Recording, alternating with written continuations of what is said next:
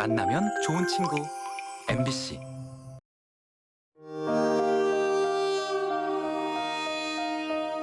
(70여 년) 전 4.3의 현장에서 쓰러져간 이들.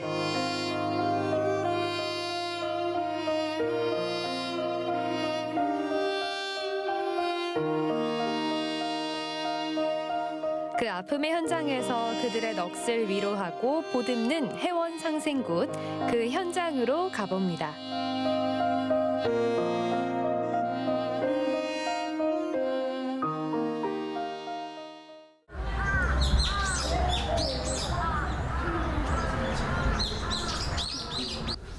고요한 숲속이 사람들 발길로 분주하더니 특별한 풍경이 펼쳐집니다. 총에 맞은 처선 있네, 칼에 맞은 처선 있네. 오리경 신청객 신매옵니다.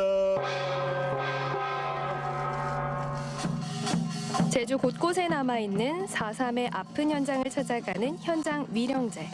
벌써 20년을 훌쩍 넘겼는데요. 올해는 이곳 관음사가 자리한 한라산 아미봉에서 열렸습니다. 굿과 시낭송 설치 작품 등 다양한 예술 행위로 사람과 자연을 치유하고 보듬는 자리죠.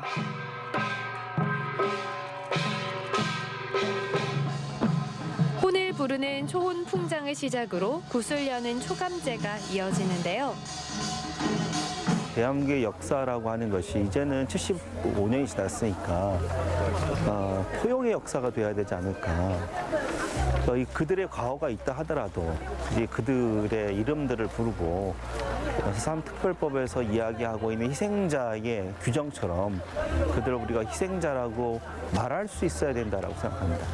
그래야 그게 진정한 4.3의 해결이고 그야말로 정의로운 역사 해결의 과정이라고 생각하거든요. 그러니까 그런 측면에서 오늘 의미에서 해원 상생 것을 여기서 하게 됐습니다.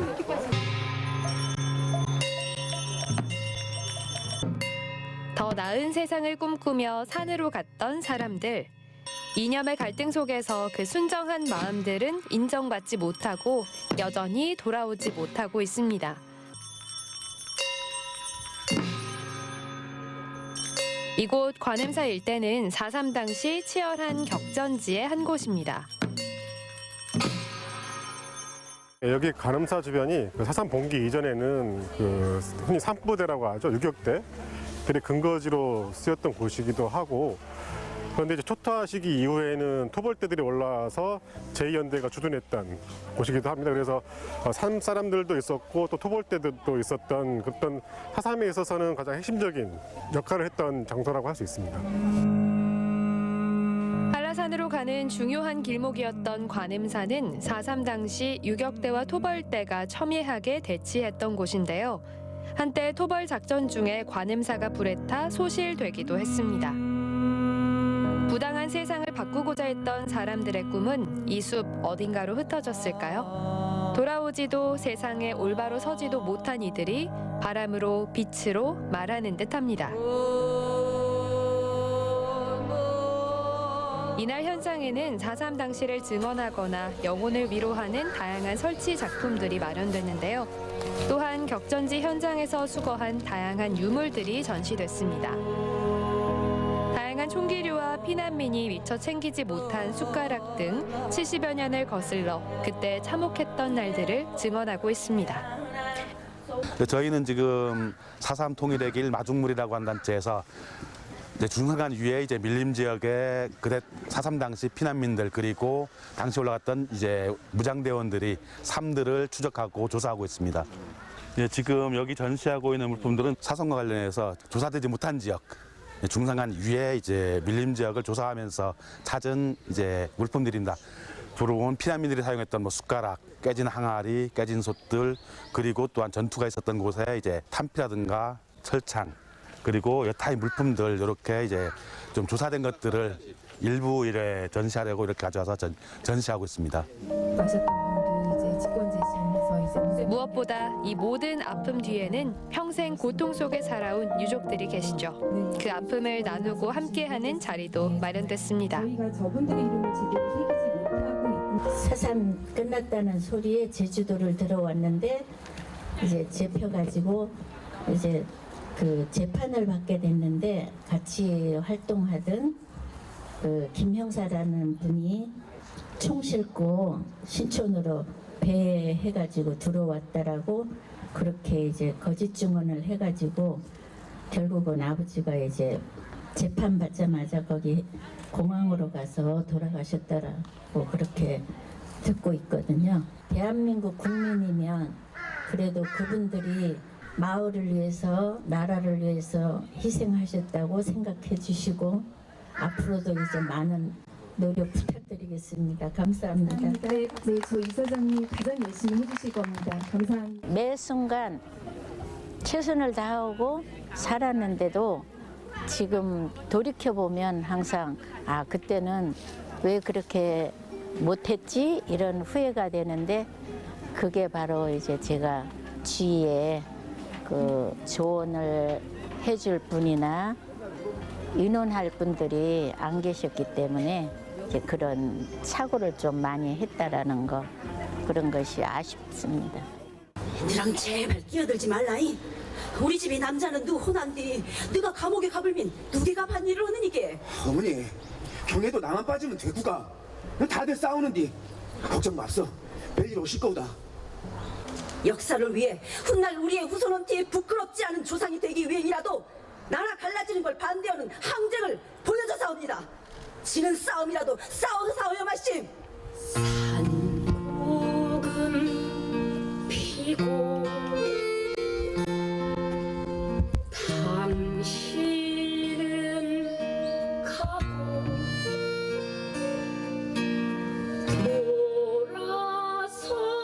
돌아서다가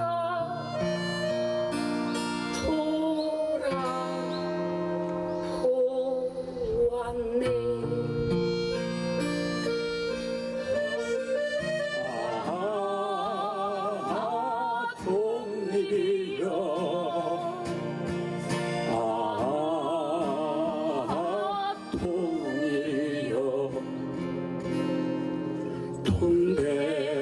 동백꽃인 그 자리에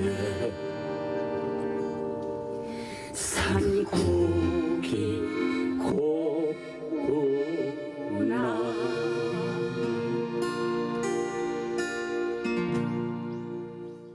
산으로 올라간 사람들도 남겨진 사람들도 이루 말할 수 없는 슬픔과 고통이 아니었을까 하는 생각이 들어서 삼국 부를 때는 그 감정이 좀 많이 올라오는 게 죄송하지만 그렇습니다.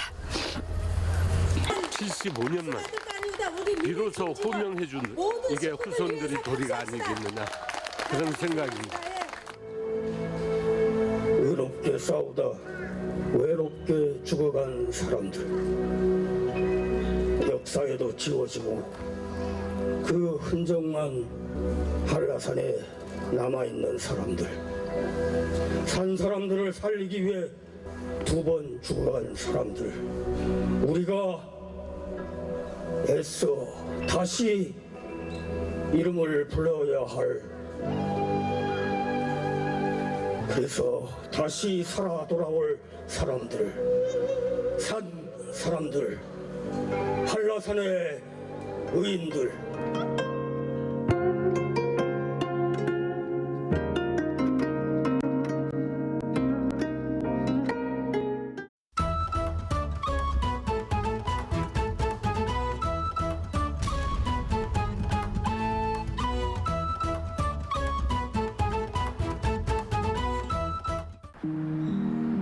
평창군 봉평면에 위치한 봉산서재.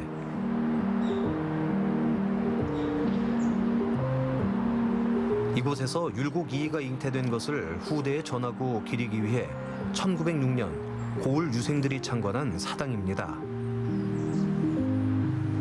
이 사당에 율곡 2위와 화서 이항로의 영정을 모시고 해마다 제를 지내고 있죠.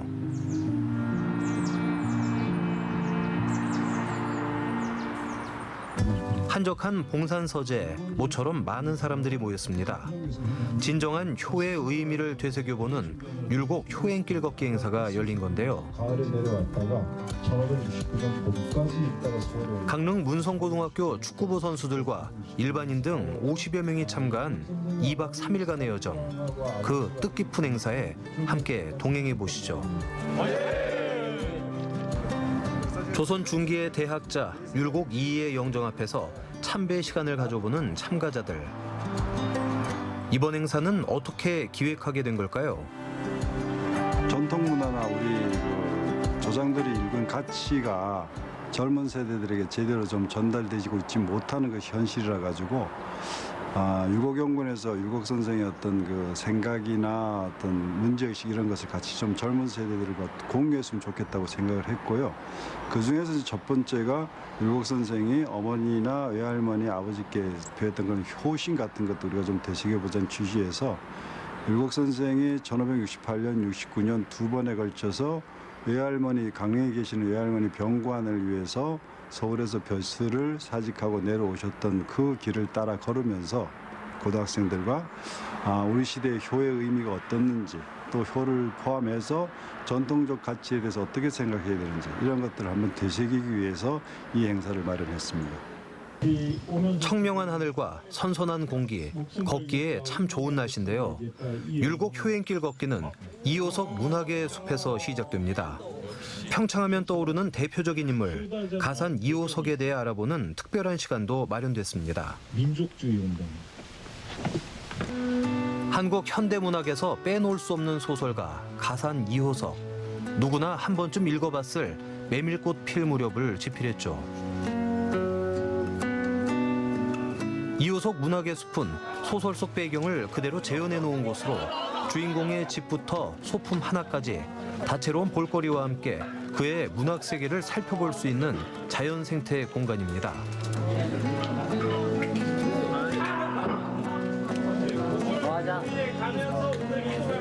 2km 남짓한 산책로를 따라 찬찬히 걸어보는 참가자들.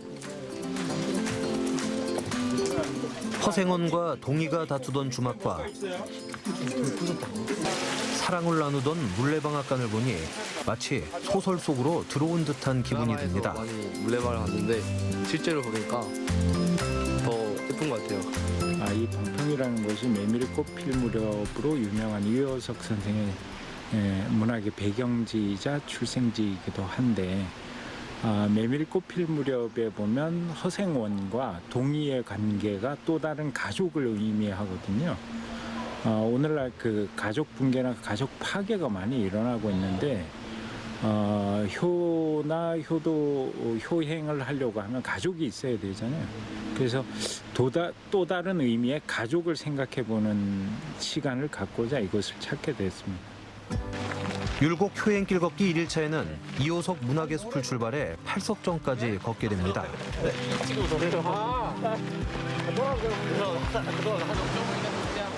천변 옆으로 펼쳐진 걷기 좋은 산책길.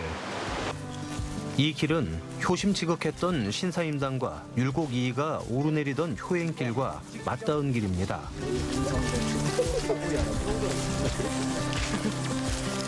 신사임당은 결혼 후 봉평에 잠시 살 때에도 강릉의 친정집을 오가며 어머니를 극진히 모셨는데요.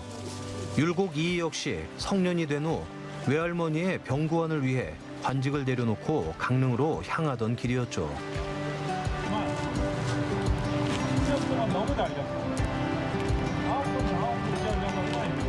참가자들은 이 길 위에서 어떤 이야기를 만나게 될까요?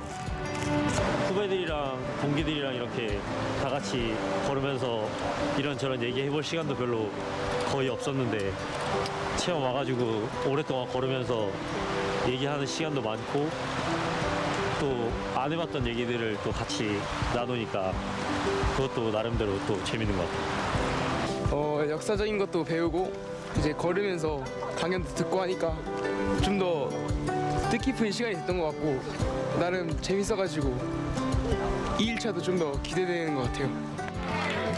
다음 날 아침 참가자들을 다시 만났습니다.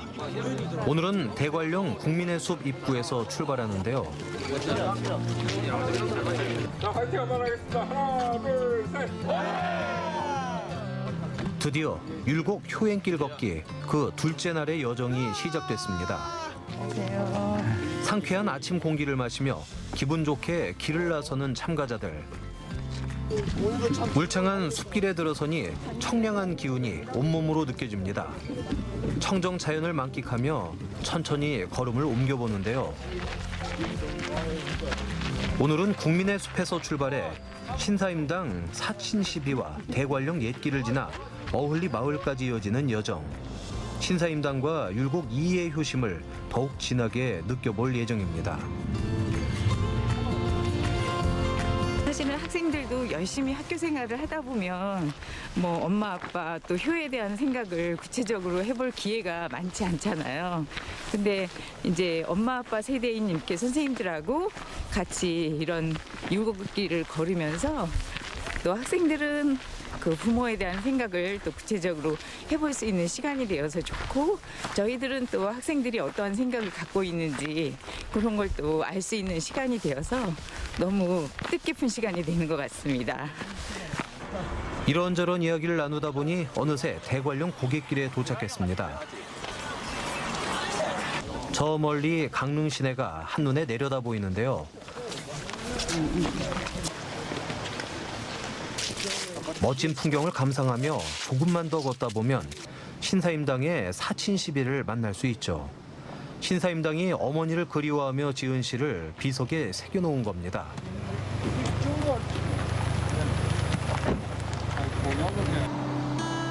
연로하신 어머니를 친정에 남겨두고 시댁으로 돌아가던 중 대관령 중턱에서 고향을 내려다보며 지은 시.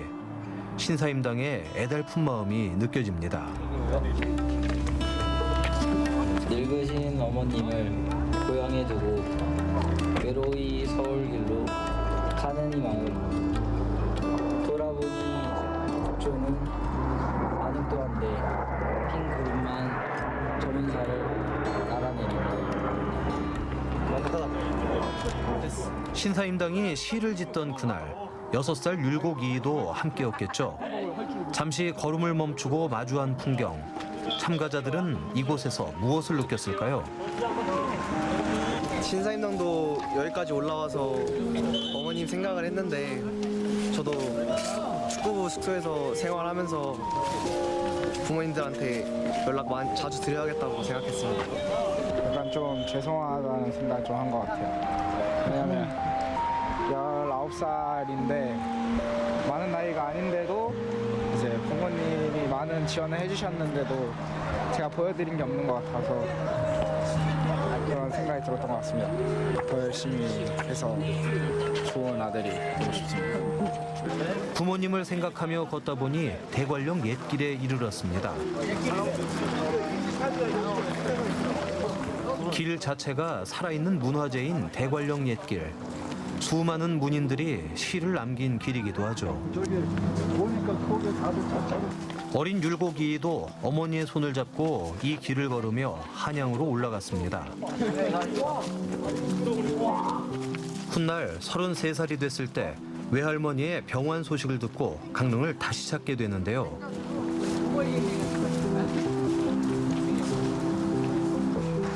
벼슬에서 물러날 만큼 외할머니를 생각하는 마음이 남달랐던 율곡이. 이 길 위에는 신사임당과 율곡이 두 모자에 깊은 효심이 담겨 있습니다.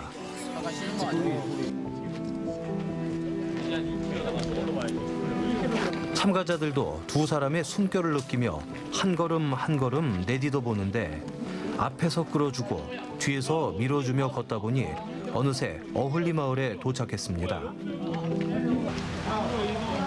고단하고 길었던 길 위에서의 하루.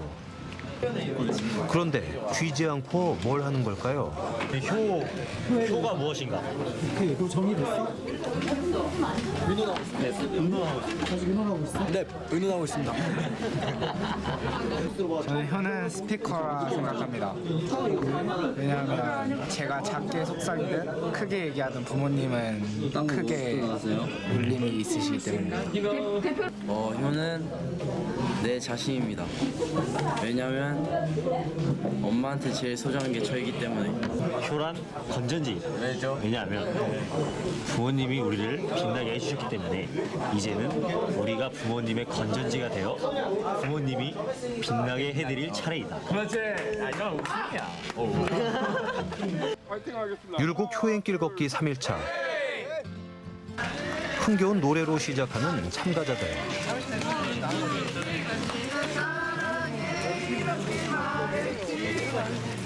지칠만도 한데 친구들과 함께 걷는 이 길이 마냥 즐겁기만 한데요. 오늘은 어흘리 마을을 출발해 윗느릅내와 주컨 저수지를 거쳐 3호정 공원까지 꽤 긴 여정이 펼쳐질 예정. 일반인 참가자들도 학생들과 나란히 걸으며 효의 의미를 생각해 봅니다. 되게 효라는 거 역시 되게 너무 무겁더라고요. 어렵고. 근데 생각을 해보니까, 시간이 지나 생각을 해보니까, 그냥 전화 한 통 드리고 자주 뵙고 어쩌면 이게 효가 아닌가라는 생각이 들어서 되게 조금 마음이 숙제처럼 무거웠던 마음이 좀 가벼워졌어요. 효는 저희가 가고 있는 내리막길 같다고 생각합니다. 내리막길에서 뭐든지 위에서 밑으로 내려오듯이 효도 이제 부모님이 저희한테 베풀어 주셨듯이 저희도 베풀어야 되지 않나라고 생각합니다. 빠르지도 느리지도 않는 발걸음으로 주컨 저수지를 여유롭게 걷습니다. 서로의 손을 꼭 쥐며 함께 걷는 길. 특히 이곳은 문성고 축구부 선수들에게 익숙한 장소라고 하는데요. 네, 이 길은 저희가 체력 운동할 때 뛰던 거리인데 이렇게 천천히 걸어서 가보니까 좀 색다른 길인 것 같습니다. 평소에 뛸 때하고 완전히 다르게 느껴져요? 네, 아예 그냥 다른 길 같습니다. 네, 옆에 저수지도 있고 이렇게 풀도 있고 나무도 있으니까 이쁜 것 같아요, 참. 드디어 걷기 행사의 종착지 3호정 공원에 다다랐습니다. 이곳은 효를 테마로 한 공원으로 강릉 출신의 한 언론인이 어머니를 그리는 마음을 담아 조성한 공간인데요. 네. 저분은 지금 나이가 얼마쯤 됐을까요? 한 명의 낙오자 없이 무사히 완주한 참가자들. 지금 가장 생각나는 사람은 바로 부모님 아닐까요? 일단은 숙소 가가지고 전화 한번 드려가지고 끝났다 말씀드리고 전화로 또 사랑한다고 한번 말씀드려야 될 것 같아요. 하나, 둘, 셋. 율곡 효행길 걷기를 마치고 오죽헌으로 향했습니다. 율곡 2의 학문적 업적과 덕행을 기리는 대연 율곡 이선생제 서재에 참관하기 위해서인데요. 흑광 끝제이자 세수 전통 유교식 제례를 볼 수 있는 의미 있는 시간. 엄숙한 분위기 속에서 진행된 제례 행사를 끝으로 모든 일정이 마무리됐습니다. 참가자들은 이번 율곡 효행길 걷기를 통해 무엇을 느꼈을까요? 이번 이 걷기 행사를 하면서 진짜 하루하루 힘들기도 했고 또 하루하루 행복했는데 그 부모님에 대한 효도도 이거랑 같은 것 같아요. 매일매일 효도해드리긴 힘들지만 이제 조금이나마 매일매일 하면 그것도 부모님께 큰 행복이 되니까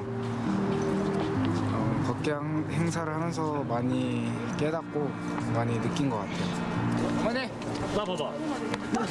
또 보자. 야, 텔레비전에서 진짜로 알았지? 진짜시네요? 네, 건강해. 혜성아, 일로 와. 잘 때라. 혜성이 한 번 하자. 안녕하세요.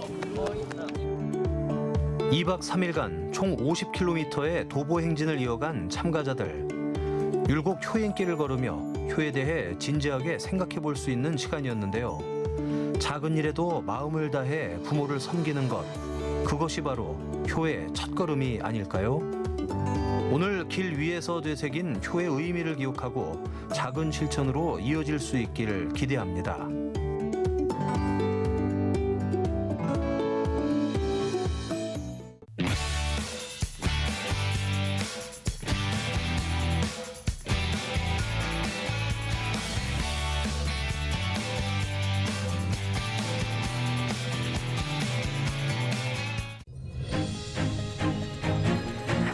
미술시장과 세계 미술의 흐름을 한눈에 볼 수 있는 국제 아트페어가 대전에서 열렸습니다. 선보이는 작품 수만 4천여 점. 해외 20여 개국 작가들과 국내 유명 작가들의 작품들을 한자리에서 만나볼 수 있는 제9회 대전 국제 아트쇼. 대전에서 펼쳐지는 다채로운 미술의 향연 속으로 함께 떠나보실까요?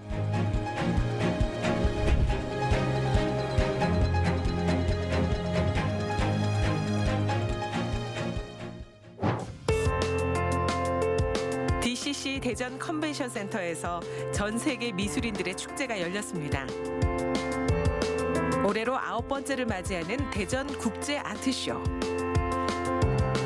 지역 작가뿐만 아니라 세계 각국 유명 작가들의 작품을 만날 수 있는 충청권 최대 규모의 아트페어인데요.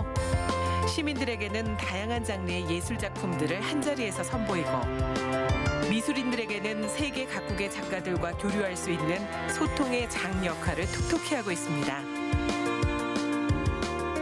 대전 국제 아트쇼는 대전에 있는 작가와 전국에 있는 작가 그리고 외국의 작가를 초청해서 함께 전시를 하고 판매하는 행사로서 올해로 9번째 진행을 하고 있고요. 작가가 직접 나와 계시기 때문에 작가와 작품에 대한 설명을 들을 수도 있고 소통할 수 있으며 원하는 작품이 있다면 직접 구매할 수 있는 그런 행사입니다. 대전 국제 아트쇼는 새로운 접근법을 제안하는 젊고 감각적인 예술 시장이기도 한데요. 올해는 작가로서 역량을 발휘하며 활발하게 예술 활동을 펼치고 있는 아트테이너들의 활약이 돋보였습니다. 배우 최민수 씨를 비롯해 유명 아트테이너들의 작품들이 함께해 관람객들의 뜨거운 호응을 얻었습니다. 네, 여기에서는 저희가 특별히 초대한 유명 연예인들의 작품들이 걸려 있어요. 많이 아실 만한 최민수 선생님, 김한선 선생님, 그다음에 길미 씨 등 여러 아트테이너로 활동하고 계신 분들이 와서 작품을 걸어서 이제 대전 시민한테 좋은 작품을 선보이고 있습니다. 팝아트 작가이자 작곡가로 활동 중인 배드보스의 작품입니다. 덕혜옹주의 초상화를 재해석한 팝아트 작품으로 지난 9월 열린 일본 국제미술공모전에서 대상을 수상하기도 했습니다. 여기에 많은 대전 시민들이 오고 있지만 여성분들한테 특히 인기가 있으신 작품이 있어요. 그거는 다름 아닌 여기 특별전의 메인인 배드보스 작품인데요. 팝아트 형상을 띠고 있고 유명 명품 브랜드 패브릭 콜라주가 돼 있으면서 그 여자들이 좋아하는 보석, 다이아몬드, 루비똥 같은 게 같이 들어가 있는 작품이라 그런가 여성분들한테 엄청 관심을 끌고 더욱 인기가 있는 것 같습니다. 대전 국제 아트쇼에서는 세계의 미술 흐름도 한눈에 살펴볼 수 있는데요. 나라별로 설치된 부스에서는 개성 넘치는 해외 작가들의 작품들을 만날 수 있습니다. 특히 중국 현대 미술가들이 마련한 그룹전, 전쟁과 평화 전시회가 눈길을 끄는데요. 유화를 비롯해 판화, 조소, 영상 등 다양한 작품들이 전시돼 있습니다. 이번 국제 아트쇼는 독일, 러시아, 프랑스 여러 나라 작가들이 참여하고 있습니다. 올해는 특히 예술과 평화를 주제로 한 중국 유명 작가 35명이 대거 참여하고 있습니다. 중국 현대미술 작품을 대전 국제아트쇼에서 함께하게 되어 기쁘게 생각합니다. 아트페어는 작품을 감상하고 또 구매도 할 수 있는 미술 시장입니다. 이번 아트쇼에는 대전을 비롯해 서울, 인천 등 총 40개의 국내 갤러리가 참가했는데요. 갤러리별로 부스를 마련해 저마다의 소장 작품들을 선보였습니다. 저희 갤러리는 현재 5분을 모시고 나왔는데요. 이 5분들은 사실은 서울 키아프 프리즈에서 거의 다 완판하거나 인기 있었던 작가님들입니다. 전국적으로 활동하시는 작가님들이고 작품을 미리 예약하시고 오실 분들도 계시고요. 이강 작가님은 현재 판매된 작품도 있고요. 늘 이강 작가님은 전시할 때마다 팬들이 따라다니기 때문에 저희 부스에 굉장히 많은 팬들이 방문하고 계십니다. 오늘만큼은 작가들이 직접 부스를 꾸며 자신만의 작품들을 전시하고 있습니다. 작가들이 직접 운영하는 부스에서는 작가와 관람객 간의 교류도 활발히 이루어졌습니다. 특히 올해 대전 국제 아트쇼에서는 전시 공간의 절반가량을 지역 작가들에게 제공했는데요. 90여 명의 작가들이 참여해 다양성을 더했습니다. 이런 아트쇼나 아트페어에 개인 부스로는 처음 이제 참여를 했는데요.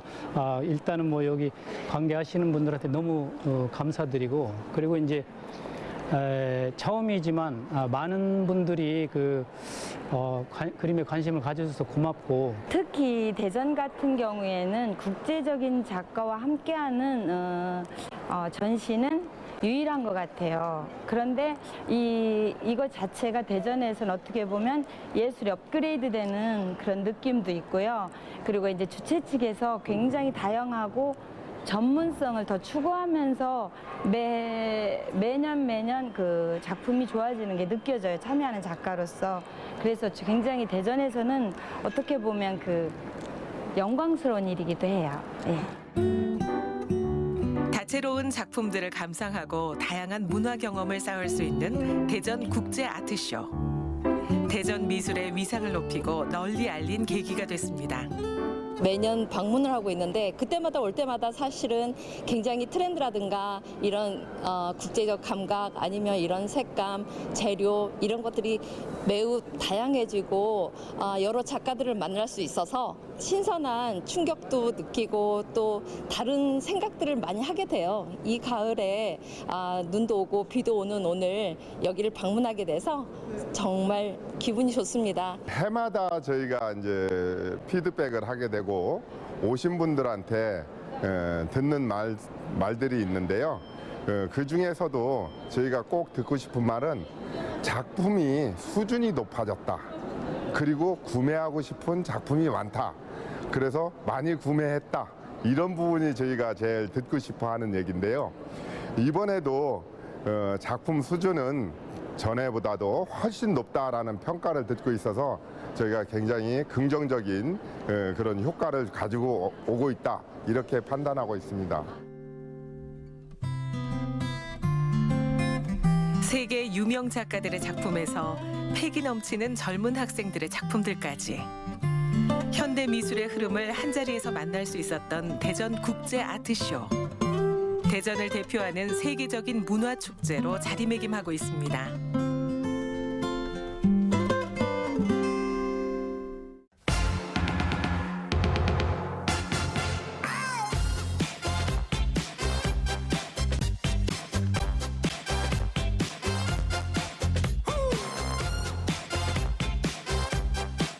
쉽지는 않을 것 같은데요. 제 방송을 보셨나 봐요. 보조는 10년 된 베테랑 같습니다. 끈을 잡고 그립을 이렇게 올려놓은 다음에 왼손으로 렌즈를. 아니 관람객분들 벌써 대치까지. 아유 잘하고 있습니다. 네, 너무 힘들어요. 오늘의 우당탕탕 취미생활은 이 풍경적인 곳에서 낮잠일까? 산책일까? 뭐예요? 오늘은 혜정 씨가 좀 잘할 만한 걸로 준비해봤어요. 뭐길래? 있으면 할 수 있어요. 뭐라고요? 뭐요? 눈이랑 손만 있으면. 눈이랑 손은 있으니까 가능하지 않을까요? 근데 늘 전 다 있는데 못했거든요. 아이 몰라, 오늘 화이팅해 그냥.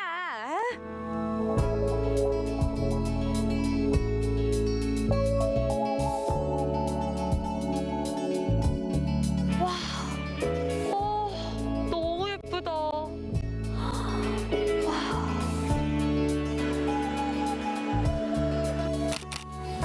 알겠다, 이거구나. 어머, 안녕하세요. 안녕하세요. 반갑습니다. 와, 오늘 취미생활이 사진 촬영이구나. 예. 어떻게 오셨는데요? 저는 오늘 이제 체험하게 되는 유혜정 리포터라고 해요. 반갑습니다. 작가님이세요, 혹시? 그냥 조그맣게 활동하고 있습니다.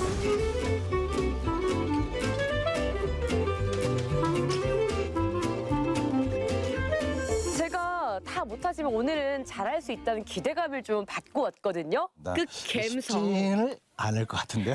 제 방송을 보셨나 봐요. 예. 근데 저 나름 감성 있는 여자거든요. 제 감성을 한번 이 사진기에 담아보려고 하는데 어떻게 도와주실 수 있을까요? 도와드리겠습니다. 그러나 네. 열심히 하셔야 됩니다. 열심히 자신 있어요, 선생님. 그럼 가능합니다. 오케이, 오케이.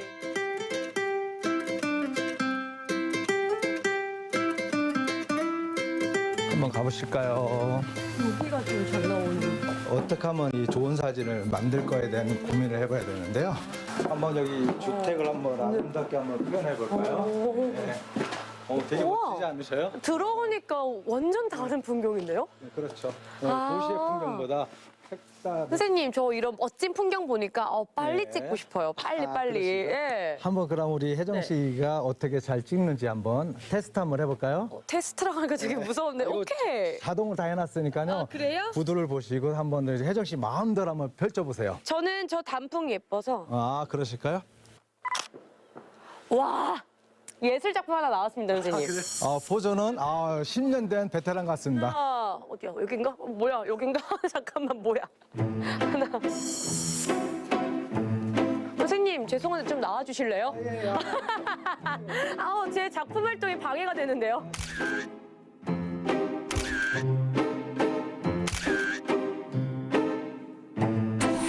오! 무슨 반응이죠, 이거? 잘 찍었는지 알죠? 네. 구도가 엉망이네요. 근데 선생님, 저는 개인적으로 좀 이 구도가 예쁘다고 생각하면 이것도 멋진 작품 아니에요? 주관적 아닐까요?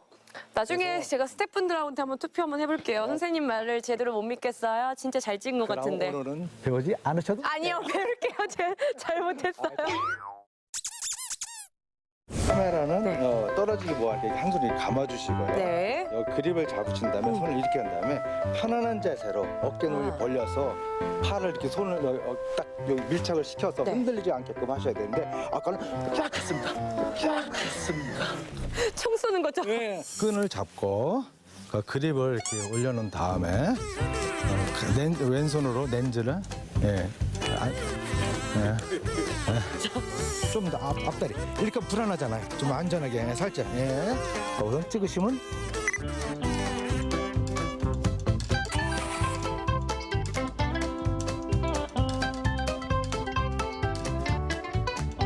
어디 한번 볼까요? 어려워요. 이 그림자가 자꾸 나와요. 이게 너무 어려운데요? 자, 제가 한번 시범을 보여주겠습니다. 와, 이렇게 해서 다시 한번 해보세요. 그림자를 좀 줄이면서 저 밑에 단도 약간 나오게. 네, 포즈 좋습니다. 네, 하나.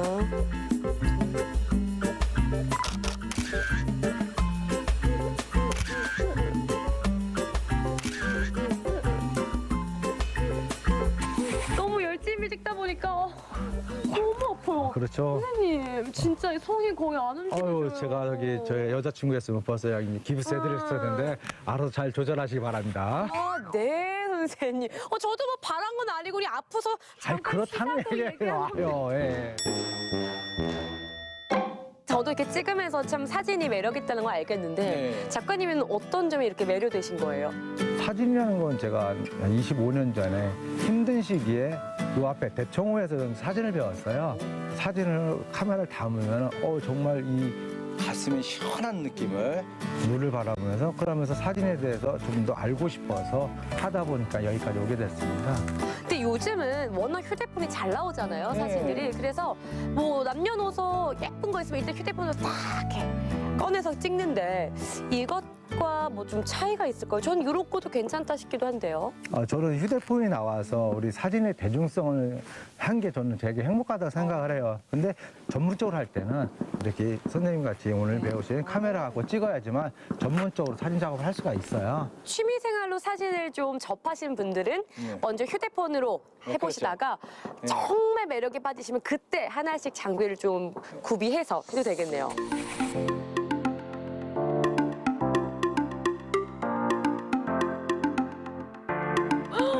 어머, 여기 왜 이렇게 알록달록해요? 뭐 있나 봐요. 국가축제라 해서 청남대에는 아름다운 국가가 가을을 수놓고 있기 때문에 여기서 좀 카메라를 갖다가 꽃사진 한번 찍어보도록 한번 해보겠습니다. 꽃사진. 왜 안 되지?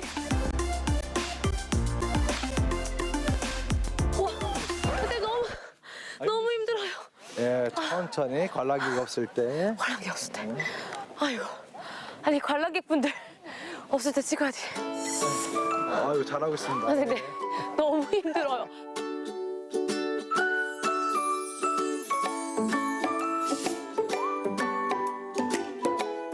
이쁜 꽃을 이동해서 한번 찍어. 아 좋아요 선생님. 혜정 씨 근데 저기 생각됐으니까 표정이 밝아진 것 같아요. 네 너무 행복해요. 너무 편해요. 이거 아침부터 안 주시고 선생님. 팔이 그냥 나가 떨어지는 줄 알았어요. 운동할 때보다 더 힘들어하신 거. 더 힘들어. 아니 더 무거워. 감독님 고생 많으십니다. NG 안 내겠습니다. 카메라 상당히 무겁다.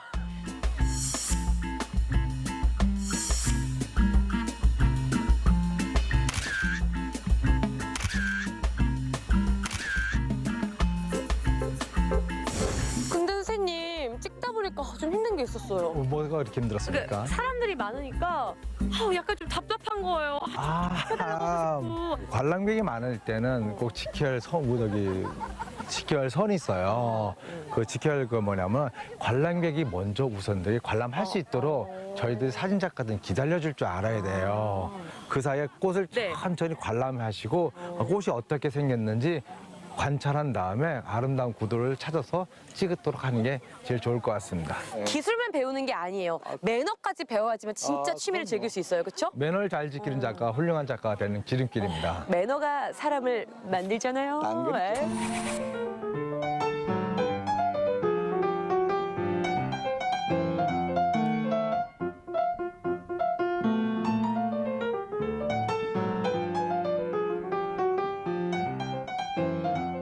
처음에는 사진의 매력은 사진 처음에는 몰랐었어요. 왜냐하면 그냥 내가 직장 생활하면서 스트레스를 받아서 그걸 해소하려고 찍었던 게 여기까지 오게 됐는데요. 사진은 자기 내면의 세계를 표현하는 것 같더라고요. 저한테는 힐링이자 기록을 할 수 있는 그런 소중한 시간이라고 저는 생각을 하기 때문에 사진은 제가 뗄 수가 없을 것 같습니다. 요즘 이제 AI 그림을 생성해버리잖아요. 사진을 만들어버리잖아요. 앞으로는 변할 수밖에 없는 거죠. 근데 자기만의 색깔로 작품을 하는 사진 작품하고 남이 찍은 걸 가지고 본따서 하는 거는 가짜가 아닐까요? 변화가 된데도 미술처럼 우리 자기가 작업하는 사진들은 영원할 거라 생각하고 있습니다.